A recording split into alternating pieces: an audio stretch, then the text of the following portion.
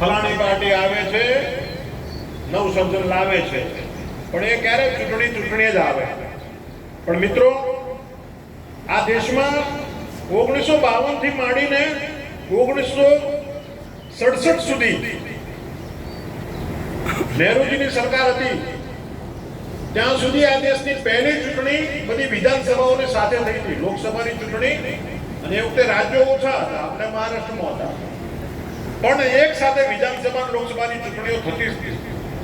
પરંતુ જ્યારથી ઇન્દિરા ગાંધીજી આ દેશના શાસન પર આવ્યા અને એમને એવું લાગ્યું કે આવનારી ચૂંટણી હું હારી જવાની છું, એટલે 11 મહિના પહેલા એમને ચૂંટણીની શરૂઆત કરી, અને એના જ કારણે આખી ચેન તૂટી ગઈ, આખી સાયકલ ડિસ્ટર્બ થઈ ગઈ. એના કારણે આજે વારંવાર ચૂંટણીઓ આપણે ભોગવવું પડે છે. આ દેશમાં ઇન્દિરા ગાંધીએ 99 વખત જે આ દેશમાં અત્યાર સુધી 356ની કલમ લગાડી છે.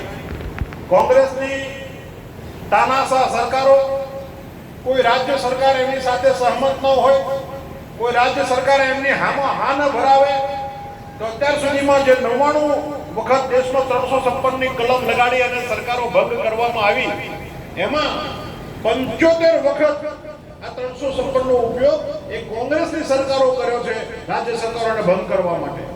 અને જે રાજ્યો ઉપર આ ચૂંટણીના ખર્ચા નાખવાનો પાપ પણ આ કોંગ્રેસે કર્યો છે. મિત્રો, ચૂંટણીના કારણે દેશમાં જે કલહનું વાતાવરણ પેદા થતું હોય છે.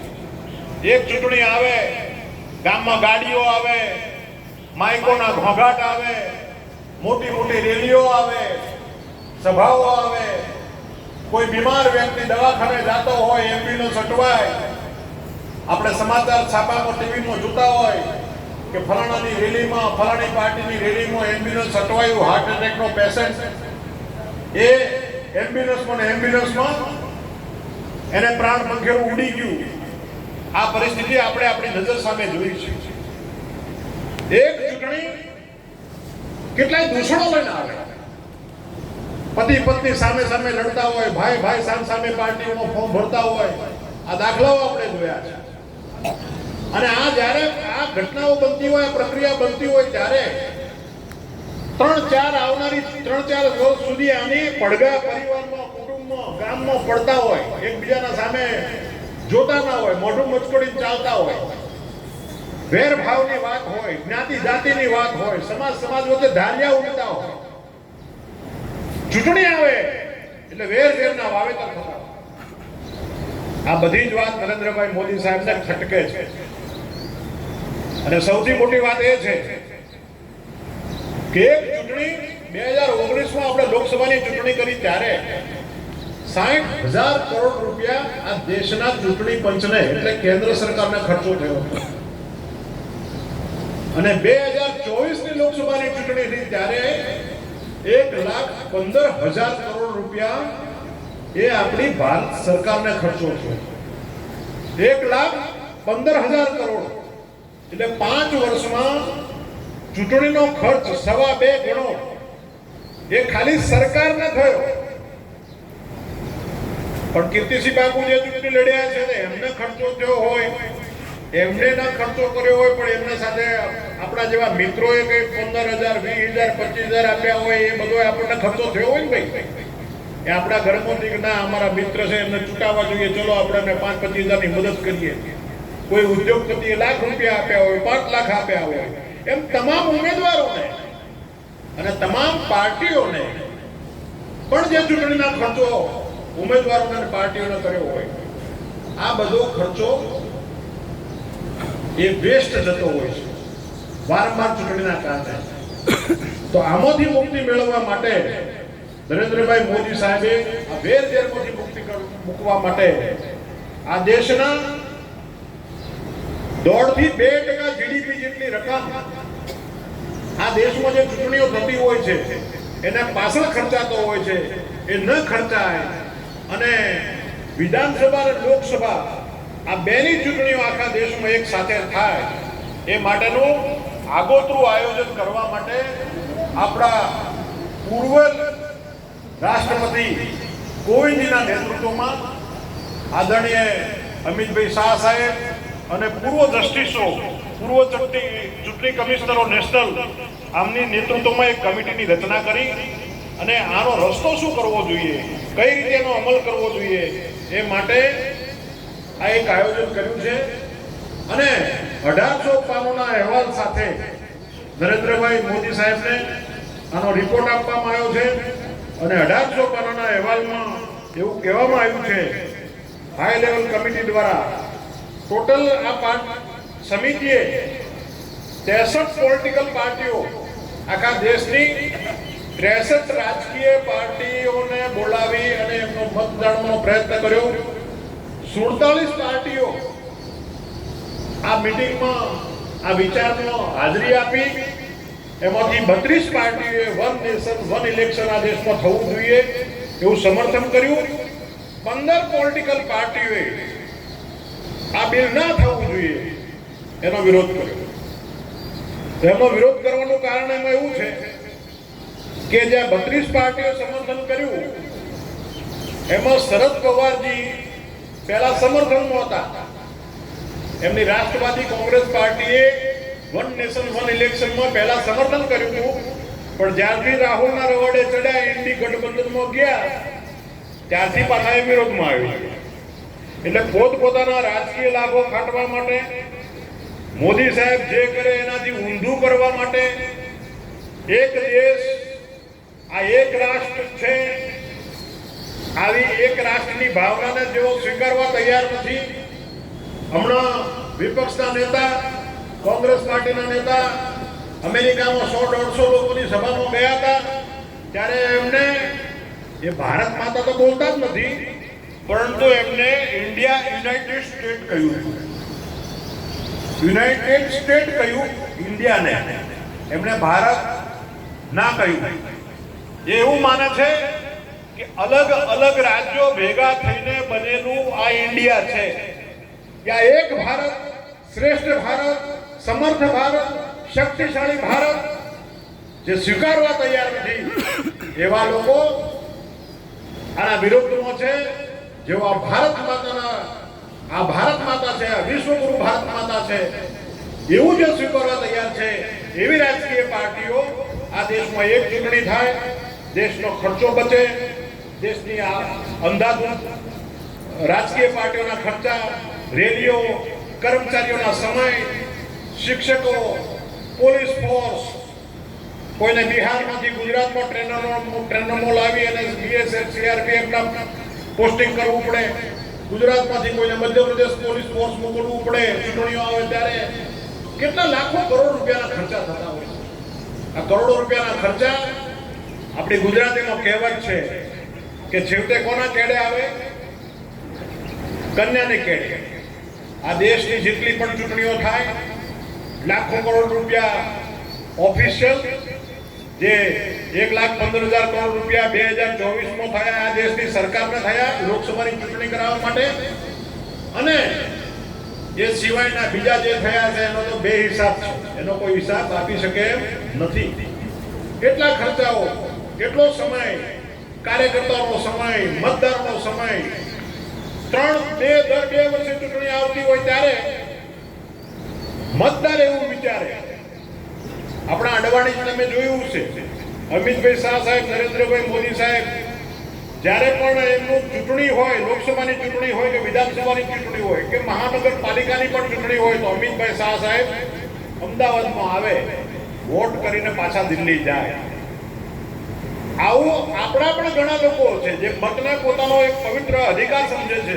એવા લોકો 1000 કિલોમીટર દૂરથી આવી પણ પોતાના મતાધિકારનો યોગ્ય ઉપયોગ કરતા હોય છે. આના કારણે વારંવાર ચૂંટણીના કારણે આળસ આવતી હોય છે. કોઈ વેપારી માણસ એની બિઝનેસની મીટિંગ હોય કે હવે રહેવા દો ને યાર, કાંકરેજ કોણ જાય, મુંબઈમાં બેઠા હોય વેપારી માણસ, અહીંયા વોટ કરવા આવે.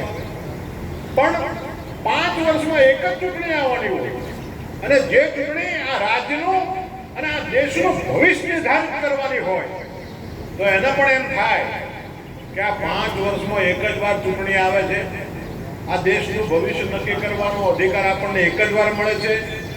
એક જ વાર ધક્કો ખાઈશ કાંકરેજમાં તો વિધાનસભા અને લોકસભા બંનેને ચૂંટવાનો મને અધિકાર મળવાનો છે અને પાછો આવતા 5 વર્ષ સુધી પાછો અધિકાર આવવાનો નથી, તો મારે ચોક્કસ જવું છે. હરખ અને હોશ સાથે દુનિયાના જે પણ દેશોમાં એક સાથે વિધાનસભા લોકસભાની ચૂંટણીઓ થાય છે ત્યાં સૌથી વધારે ઊંચું મતદાન થાય છે. લોકોએ સ્વયંભૂ પોતાના મતાધિકારનો ઉપયોગ કરવા માટે મતદાન કેન્દ્રો પર જતા હોય છે. તો એના માટે પણ ખૂબ સૌહાર્દપૂર્વક વાતાવરણમાં USA, Brazil, Belgium, south Africa, Germany, Japan, Indonesia, Philippines જેવા દેશોમાં એક સાથે ચૂંટણી થાય છે તો ત્યાં કોઈને તકલીફ, કોઈ રાજકીય પાર્ટીને તકલીફ નથી, ત્યાં કોઈ પ્રજાને તકલીફ નથી. અને જે દેશોએ આ પદ્ધતિ અપનાવી છે ત્યાં સૌનું સામાજિક સૌહાર્દ જળવાઈ રહ્યું છે, ભાઈચારો જળવાઈ રહ્યો છે અને 5 વર્ષ સુધી નિરાંતે ઉદ્યોગપતિ ઉદ્યોગનું કામ કરે, વેપારી વેપારનું, શિક્ષક સ્કૂલમાં બાળકોને ભણાવવાનું અને નેતા 5 વર્ષ સુધી કોઈની લાચારીમાં ના આવે. કેન્દ્રમાં નરેન્દ્રભાઈ મોદી સરકાર ચલાવતા હોય, વડાપ્રધાન છે, પણ બિહારમાં ચૂંટણી આવે, 1.5 વર્ષ પછી, 2 વર્ષ પછી મહારાષ્ટ્રમાં આવે, ત્રીજું એમનું વર્ષ ચાલતું હોય ઉત્તર પ્રદેશમાં આવે, ત્યારે આપણે જોઈએ કે એ રાજ્ય તરફ એમની વિશેષ નજર હોય. એ કોઈ પણ પાર્ટીના વડાપ્રધાન હોય, કોઈ પણ પાર્ટીના સરકાર હોય, પણ જે સામે રાજ્યની ચૂંટણી આવવાની હોય ત્યારે આખા દેશનું સર્વાંગી હિત કરતા એ રાજ્ય તરફ રાજકીય લાભ ખાતર સ્વાભાવિક નિર્ણયો વધારે થતા હોય છે. પરંતુ એક સાથે બધા જ દેશના રાજ્યો અને દેશના તમામ લોકસભા એક સાથે ચૂંટણી થતી હોય ત્યારે 5 વર્ષ સુધી વચ્ચે કોઈ ચૂંટણી આવવાની ન હોય તો દેશના વડાપ્રધાન એમાંય આપણા નરેન્દ્રભાઈ હોય ત્યારે એમનો તમામ લક્ષ્ય, આખી સરકારના તમામ મંત્રીઓ, તમામ સાંસદો, તમામ ધારાસભ્યો, તમામ મુખ્યમંત્રીઓ, તમામ બ્યુરોક્રેસી, તમામ અધિકારીઓ, એમનું લક્ષ્ય હોય છે માત્ર આ દેશના હિતમાં, આ રાજ્યના હિતમાં શું છે એ જ નિર્ણય કરતા હોય. ચૂંટણી લક્ષી નિર્ણયો કરવાનું 5 વર્ષ માટે એક સાઈડ પર હોય. દેશના લાંબા ગાળાના હિત માટેના નિર્ણયો જે નરેન્દ્રભાઈ મોદી કરી રહ્યા છે એ કરવા માટે એમને ખૂબ અગવડતા રહેતી હોય. એ અગવડતા દૂર થાય અને સગવડતા, સાનુકૂળતા પ્રાપ્ત થાય, એક સારું વાતાવરણ મળે. 5 વર્ષ સુધી ચિંતા મુક્ત માત્ર દેશ ભારત માતાના વિકાસ માટેની જ વાત હોય. આ વાત કરવા માટે એમને વન નેશન વન ઇલેક્શન આપણી વચ્ચે મૂક્યું છે. આ ચૂંટણીનો મુદ્દો નથી, આ માત્ર ભારતીય જનતા પાર્ટીનો મુદ્દો નથી. આ સરકારનો જે ભારત માતાને 2047માં શક્તિશાળી ભારત બનાવવું હોય તો જે લીકેજ થઈ રહ્યું છે, જે પાઇપલાઇનમાં કાણા પડી રહ્યા છે, જેના કારણે આપણા સમય, આપણી શક્તિ, આપણું સામર્થ્ય, આપણા દેશનું ધન જે વેડફાઈ રહ્યું છે એ બધાને બૂચ મારીને આપણે આ દેશનું ધનને વિકાસના લક્ષી વાપરવા માટે બિનજરૂરી ખર્ચાઓ જે જરૂરી નથી એ ખર્ચા દૂર કરવા માટે એમને આદરણીય કોવિંદજીના નેતૃત્વમાં એક કમિટીની રચના કરી 18,000 પાનાનો એક અહેવાલ આપણા કોવિંદજી, રામનાથ કોવિંદજી પૂર્વ રાષ્ટ્રપતિ, એમના નેતૃત્વમાં 18,000 પાનાનો એક અહેવાલ તૈયાર થયો છે. 190 દિવસ સુધી એટલે 6 મહિના કરતા વધુ સમય એમણે એના પર ચિંતા કરી. 21 વોલ્યુમ, 100 થી વધારે 16 ભાષાઓમાં જાહેરાતો આપી અને પ્રજાજનો પાસેથી, દેશના પ્રબુદ્ધ નાગરિકો પાસેથી, દેશના મોટા વકીલો પાસેથી એમને જાહેરમાં આમાં સૂચનો મંગાવ્યા અને સૂચનો મંગાવ્યા પછી 21,000 થી વધારે લોકોએ આમાં પોતાનો અભિપ્રાય આપ્યો. એમાં 80% આ દેશના એક સામાન્ય બુદ્ધિશાળી નાગરિકો જે કોઈ પાર્ટી સાથે ન જોડાયેલા હોય, કોઈ ઉદ્યોગ સાથે જોડાયેલા હોય, કોઈ શિક્ષણ ક્ષેત્ર સાથે જોડાયેલા હોય, કોઈ સ્વાસ્થ્ય સાથે જોડાયેલા હોય, કોઈ ખેતી સાથે જોડાયેલા સંગઠનો હોય, આ તમામના 21,000 લોકોએ પોતાના વિચારો રજૂ કર્યા. પ્રજાજનોમાંથી એમાંથી 80% લોકોએ એ વન નેશન વન ઇલેક્શન આ દેશમાં આવવું જોઈએ, એક જ સાથે વિધાનસભા લોકસભાની ચૂંટણી થવી જોઈએ, આ વાતને સમર્થન કર્યું છે. અને આ ચૂંટણીના ખર્ચના કારણે આ દેશમાં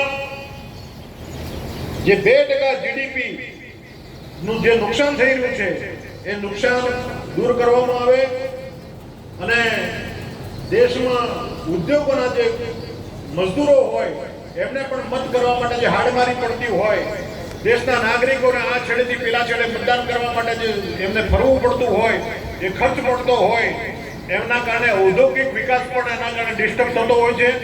તો આ તમામ વાતોને ધ્યાનમાં રાખી અને વન નેશન વન ઇલેક્શનને સમર્થન મળે. આપણે સૌ પ્રબુદ્ધ નાગરિકો છીએ. ઘણી બધી એવા વિષયો આવ્યા, ટ્રિપલ તલાકની ચર્ચા આપણે ઓટલે બેસીને કરી, પરંતુ આપણે આ વન નેશન વન ઇલેક્શન આપણા માટે થોડું અઘરું લાગતું હોય કે આમાં શું હોય, આ તો કરવાનું સરકારે છે, દિલ્હીથી કરવાનું છે, સંસદમાં કાયદો પસાર થાય થઈ જાય, અમારે શું કરવાનું છે. પરંતુ પ્રજાજનોની આની વચ્ચે જાગૃતિ હોવી જોઈએ. નરેન્દ્રભાઈ મોદી સાહેબ માને છે કે પ્રજા મત પણ બનવો જોઈએ, પ્રજાજનોને ખબર પડવી જોઈએ કે કેટલો મોટો ખર્ચો થઈ રહ્યો છે. એક ચૂંટણી 5 વર્ષની અંદર અત્યારે જે દેશમાં ચૂંટણીઓ થાય છે, અલગ અલગ વિધાનસભા, અલગ અલગ લોકસભા, એનો ખર્ચો 5 થી 7 લાખ કરોડ રૂપિયા માત્ર રાજ્ય અને કેન્દ્ર સરકારને પડે છે. અને આ આપણી જીડીપી નો 1.5% હિસ્સો છે. તો જ્યાં જ્યાં પણ જે દેશોની અંદર એક નેશન એક ઇલેક્શન છે, એ દેશોનો વિકાસ 10 થી 15% એ વધારે થાય છે, એનો જીડીપી વધે છે અને એનું મતદાન પણ 80% થતું હોય તો 90 થાય છે, 70% મતદાન થતું હોય તો 80 થી 85% થાય છે. કારણ કે 5 વર્ષમાં એક જ વાર મતદાન કરવાની તક મળતી હોય. કોઈ જવાની અને 18 વર્ષે મતદાનનો અધિકાર મળ્યો હોય અને શેખ એને 23 વર્ષમાં કે 22 વર્ષમાં પહેલી વાર ચૂંટણી આવવાની હોય તો એ 7 સમુદ્ર પાર કરીને પણ પોતાના મતદાનનો અધિકાર કરવાનો જે હરખ હોય, પોતાની ઈચ્છા હોય, એ પૂરી કરવા માટે દોડીને આવતો હોય છે. એ હરખના કારણે આ દેશના લોકશાહીનો ભાગ લેવા માટે એને હરખ હોય. આ રીતે તમામ લોકો મતદાન કરવા માટે ઉત્સાહથી આવતા હોય છે. તમામ વેરઝેરો નાબૂદ થતા હોય અને આ વન નેશન વન ઇલેક્શનને સમર્થન મળે. આપણે જ્યાં પણ બેઠા હોય, આપણા ગામડાઓમાં, આપણા વેપારી મિત્રોમાં આ વાતની અવેરનેસ આવે. આપણે પણ ખાટલા પર બેઠા હોય તો આ દેશમાં એક ચૂંટણી થવી જોઈએ. આપણને એમ થશે કે આ તાલુકા પંચાયત, જિલ્લા પંચાયતનું શું, આને ભેગું લેવાનું છું? તો એવું નથી. ગામડામાં 5 પ્રકારની ચૂંટણી આવે છે કુલ. ગ્રામ પંચાયતની ચૂંટણી આવે, તાલુકા પંચાયતની ચૂંટણી આવે, જિલ્લા પંચાયતની ચૂંટણી આવે, વિધાનસભા આવે, લોકસભા આવે. શહેરમાં 3 ચૂંટણી આવે, નગરપાલિકા, મહાનગરપાલિકા હોય, વિધાનસભા, લોકસભા હોય. પરંતુ આ વાત અત્યારે લોકસભા અને વિધાનસભા આખા દેશમાં એક સાથે કરવી, આ વાત ચાલે છે. અને 2029 સુધીમાં આ કાયદો આપણી સમક્ષ આવશે. 2029 પછી રાષ્ટ્રપતિજી એને મંજૂરી આપશે. ત્યાં સુધી વસ્તી ગણતરીના આંકડા આપણી સામે આવ્યા હશે. ત્યાં સુધી ડિલિમિટેશનની પ્રક્રિયા, લોકસભા વિધાનસભાની જે નવી સંખ્યાઓ વધવાની છે, એની જે ભૂગોળ બદલાવાની છે, આપણે પ્રક્રિયા થશે અને મહિલા અનામત પણ આવશે. 2034માં જે ઇલેક્શન આવશે એ વન નેશન વન ઇલેક્શન સાથે આવશે. અને તે દરમિયાન જે કોઈ વિધાનસભાઓનો ગાળો આગળ પાછળ હશે, કોઈને વર્ષ બાકી હોય, કોઈને 4 વર્ષ થયા હશે, કોઈને 3 વર્ષ થયા હશે, કોઈને 2 વર્ષ થયા હશે, કોઈને 1 વર્ષ બાકી હશે, તો તમામની ચિંતા કરી અને એક સાથે સાયકલ સેટ કરવામાં આવશે. અને આમાં કોઈ વિધાનસભા, માનો કે 3-4 વર્ષની અંદર આપણે ગુજરાતમાં જોયું છે કે 95માં કેશુબાપાની સરકાર તૂટી હતી, તો ફરી આપણે 98માં બહુમતીથી આવ્યા તો આપણે 5 વર્ષ સરકાર મોડ્યા. હવે એવું નહીં થાય.